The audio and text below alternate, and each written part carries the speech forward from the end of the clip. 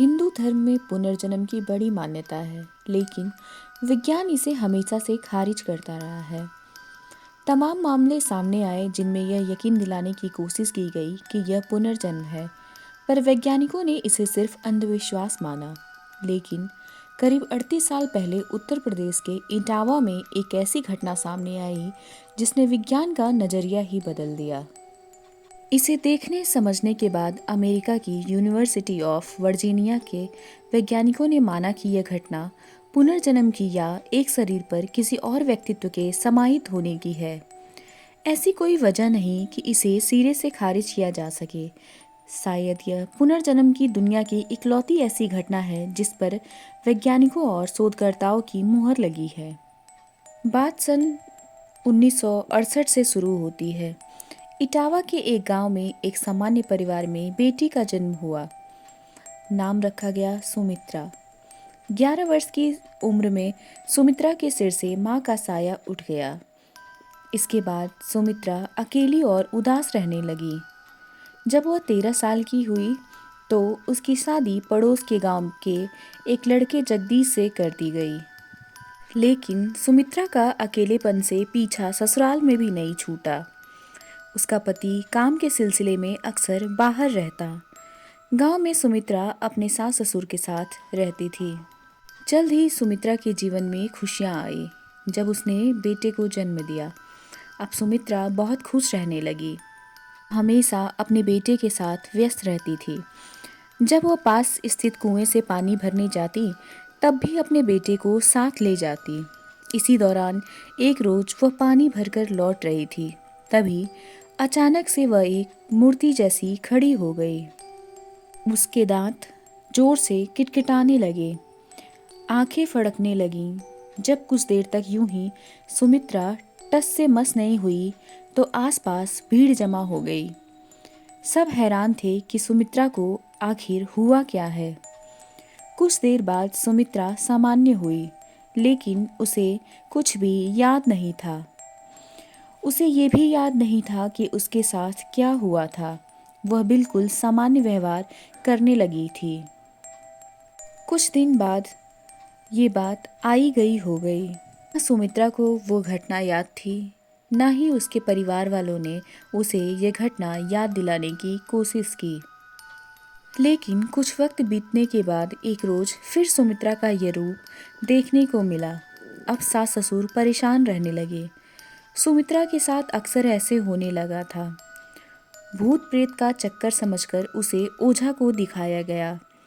वैद्य के पास भी ले गए, लेकिन कहीं से कोई राहत नहीं मिली। जब एक रोज सुमित्रा फिर से जड़वत हो गई तब उसने एक बात कही। उसने कहा, आज से 3 दिन बाद मैं मर जाऊंगी। यह बात सुनकर सब हैरान हो गए।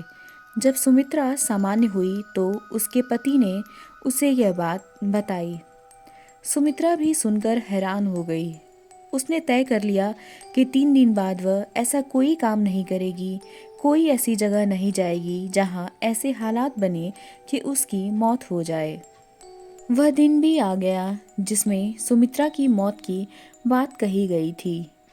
वह पूरे दिन अपने घर पर ही अपने कमरे में रही। जब शाम को वह घर के दरवाजे पर पहुंची तो वहां से गुजर रही एक पड़ोसन से बातचीत करने लगी। इसी दौरान अचानक से सुमित्रा दीवार से टिकी और टिकी की टिकी रह गई। तत्काल वैद्य को बुलाया गया, लेकिन उन्होंने सुमित्रा को मृत घोषित कर दिया। इस घटना ने सबको हैरत में डाल दिया, लेकिन इससे भी हैरत अंगेज होना अभी बाकी था। शोक विलाप के बीच सुमित्रा के अंतिम संस्कार की तैयारियां की गईं। जब कुछ महिलाएं शव को शमशान ले जाने से पहले उसका एक सुहागन के रूप में श्रृंगार कर रही थीं, तभी अचानक सुमित्रा की आंखें खुल गईं। यह देखकर सब हक्के बक्के रह गए। सभी खुश भी हुए कि सुमित्रा वापस से जिंदा हो गई है। उसके पति ने उसे गले से लगाने की कोशिश की, लेकिन सुमित्रा ने उसे दूर छिटक दिया और पूछा, कौन हो तुम? मैं किसी पराये मर्द को अपने इतने करीब नहीं आने देती। यह सुनकर सब हैरान रह गए। सुमित्रा ने अपने पति, सास ससुर और यहाँ तक कि जिस बेटे को वो हमेशा अपने कलेजे से लगाए रहती थी, उस बेटे तक को पहचानने से इनकार कर दिया। उसने कहा कि उसका नाम सुमित्रा नहीं है, वह शिवा है। लोगों ने सोचा शायद सुमित्रा की याददाश्त चली गई है। कुछ दिन सुमित्रा घर पर ही रही, लेकिन उसका व्यवहार पूरी तरह बदला था। वह कभी कभी अंग्रेजी में भी बात करती। वह इस बात को मानने को तैयार नहीं थी कि उसका इस घर से कोई लेना देना है। वह बताती कि पास के गांव में उसका परिवार रहता है। इसी दौरान सुमित्रा ने एक शख्स को पत्र लिखना शुरू किया। कोई नहीं जानता था कि जिसे पत्र भेजा जा रहा है वो कौन है। सुमित्रा पत्र भेजती जा रही थी, लेकिन उसका कोई जवाब नहीं आ रहा था। एक रोज एक शख्स दरवाजे पर आकर खड़ा हुआ और उसने पूछा कि इस घर से मुझे पत्र मिल रहे हैं। कोई मेरी उस बेटी के नाम से पत्र भेज रहा है जो अब इस दुनिया में नहीं है। उस शख्स की आवाज़ सुनते ही सुमित्रा घर से बाहर दौड़ी आई और उस शख्स के गले लग गई। सुमित्रा ने कहा, पापा, मैं आपकी शिवा हूँ, आपकी बेटी। वह शख्स हक्का बक्का रह गया। धीरे धीरे सुमित्रा ने अपनी पूरी कहानी बताई। उसने बताया कि वह कहाँ पड़ी है, उसके परिवार में कौन कौन है, उसकी हत्या कैसे हुई।